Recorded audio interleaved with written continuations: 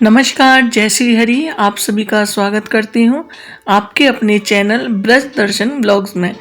आज हम लेकर आए हैं वैशाख मास की पवित्र कथा का द्वितीय अध्याय। इस अध्याय में आप जानेंगे कि वैशाख मास में विभिन्न प्रकार के दान का क्या महत्व है और साथ ही वैशाख स्नान के कौन कौन से नियम बताए गए हैं जिन्हें अपनाने से मनुष्य को महान पुण्य की प्राप्ति होती है। तो आइए श्रद्धा और भक्ति के साथ इस दिव्य कथा को सुनते हैं। तो आप वीडियो में अंत तक बने रहिए। वैशाख महात्म के द्वितीय अध्याय में बताया गया है कि वैशाख मास में विविध वस्तुओं के दान का महत्व तथा वैशाख स्नान के नियम का वर्णन क्या है।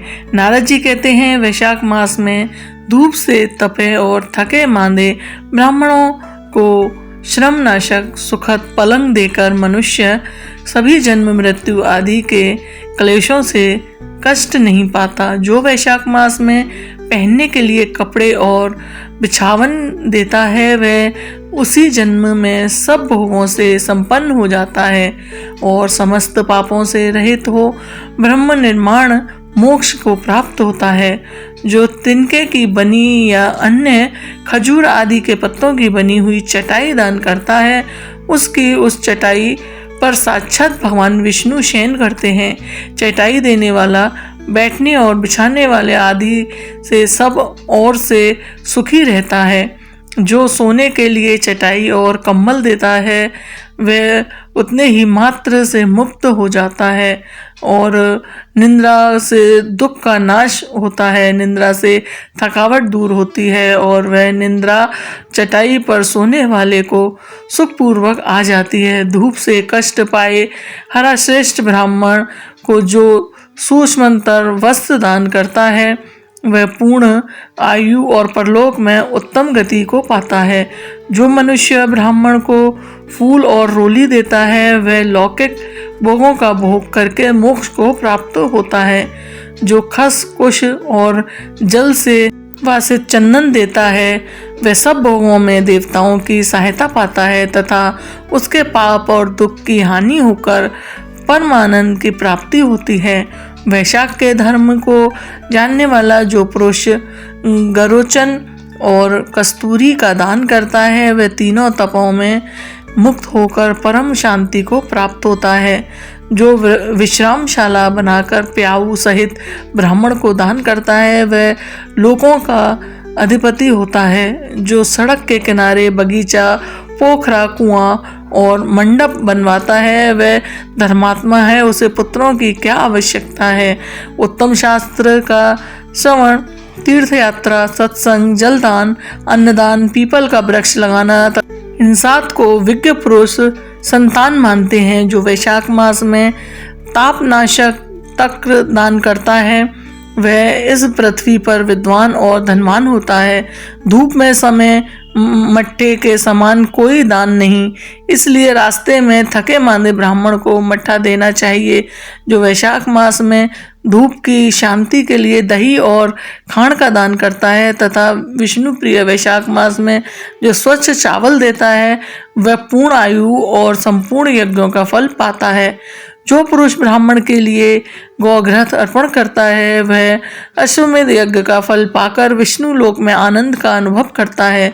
जो दिन के ताप की शांति के लिए सायंकाल में ब्राह्मण को ऊख का दान करता है उसको अक्षय पुण्य का फल प्राप्त होता है। जो वैशाख मास में शाम को ब्राह्मण के लिए फल और शरबत देता है उससे सारे पितरों को निश्चय ही अमृत पान का अवसर मिलता है। जो वैशाख के महीने में पके हुए आम के फल के साथ शरबत देता है उसके सारे पाप निश्चय ही नष्ट हो जाते हैं। जो वैशाख की अमावस्या को पितरों के उद्देश्य से कस्तूरी, कपूर, बेला और खस की सुगंध से वासित शरबत से भरा हुआ घड़ा दान करता है वह 96 घड़ा दान करने का पुण्य प्राप्त कर लेता है। वैशाख में तेल लगाना, दिन में सोना, कांस के पात्र में भोजन करना, खाट पर सोना, घर में नहाना, निषिद्ध पदार्थ खाना, दोबारा भोजन करना तथा रात में खाना, ये 8 बातें त्याग देनी चाहिए। जो वैशाख में व्रत का पालन करने वाला पुरुष पद पत्ते में भोजन करता है वह सब पापों से मुक्त हो विष्णु लोक में जाता है। जो विष्णु भक्त पुरुष वैशाख मास में नदी स्नान करता है वह 3 जन्मों के पाप से निश्चय ही मुक्त हो जाता है।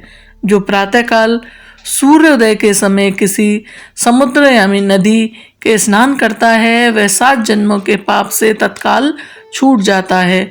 जो मनुष्य 7 गंगाओं में से किसी में ऊष काल में स्नान करता है वह करोड़ों जन्मों में उपार्जित किए हुए पाप से निसंदेह मुक्त हो जाता है। जाह्नवी गंगा, व्रत गंगा, गोदावरी, कालिंदी, यमुना, सरस्वती, कावेरी, नर्मदा और वेणी ये 7 गंगाएं कहीं गई हैं। वैशाख मास आने पर जो प्रातःकाल बावलियों में स्नान करता है उसके महापातकों का नाश हो जाता है। कंदमूल, फल, शाक, नमक, गुड़, बेर, पत्र, जल और तक्र जो भी वैशाख में दिया जाए वह सब अक्षय होता है। ब्रह्मा आदि देवता भी बिना दिए हुए कोई वस्तु नहीं पाते। जो दान से हीन हो वह निर्धन होता है। अतः सुख की इच्छा रखने वाले पुरुष को वैशाख मास में अवश्य दान करना चाहिए। सूर्यदेव के मेष राशि में स्थित होने पर भगवान विष्णु के उद्देश्य से अवश्य प्रातःकाल स्नान करके भगवान विष्णु की पूजा करनी चाहिए। कोई महिरथ नामक एक राजा था जो कामनाओं में आसक्त और अजितेंद्रिय था। वह केवल वैशाख मास के स्नान के सुयोग से स्वतः बैकुंठ धाम को चला गया। वैशाख मास के देवता भगवान मधुसूदन हैं, अतः वह सफल मास है। वैशाख मास में भगवान की प्रार्थना करनी चाहिए। हे मधुसूदन, हे देवेश्वर माधव, मैं मेष राशि में सूर्य के स्थित होने पर वैशाख मास में प्रातः स्नान करूंगा। आप इसे निर्विघ्न पूर्ण कीजिए। सूर्य मेष राशि पर स्थित रहते हुए वैशाख मास में प्रातः स्नान के नियम में संलग्न होकर मैं आपको अर्घ्य देता हूँ। मधुसूदन, इसे ग्रहण कीजिए। ऐसी प्रार्थना करके वैशाख मास में स्नान करना चाहिए। इस प्रकार अर्घ्य समर्पण करके स्नान करें। फिर वस्त्रों को पहनकर संध्या तर्पण आदि सब कर्मों को पूरा करके वैशाख मास में विकसित होने वाले पुण्यों से भगवान विष्णु की पूजा करें। उसके बाद वैशाख मास के महात्म्य को सूचित करने वाली भगवान विष्णु की कथा सुने। ऐसा करने से कोटि जन्मों के पापों से मुक्त होकर मनुष्य मोक्ष को प्राप्त होता है। यह शरीर अपने अधीन है, जल भी अपने अधीन नहीं है, साथ ही अपनी जिह्वा भी अपने वश में है। अतः इस स्वाधीन शरीर से स्वाधीन जल में स्नान कर स्वाधीन जिह्वा से हरि इन 2 अक्षर वाले उच्चारण कर जो वैशाख मास में तुलसी दल से भगवान विष्णु की पूजा करता है वह विष्णु की सायुज्य मुक्ति को पाता है। अतः अनेक प्रकार के भक्ति मार्ग से तथा भांति भांति के व्रतों द्वारा भगवान विष्णु की सेवा तथा उनके सगुण या निर्गुण स्वरूप का अनन्य चित्त से ध्यान करना चाहिए। तो भक्तों, यह था वैशाख मास महात्म्य का 2वां अध्याय, जिसमें हमने जाना दान की महिमा और वैशाख स्नान के नियम।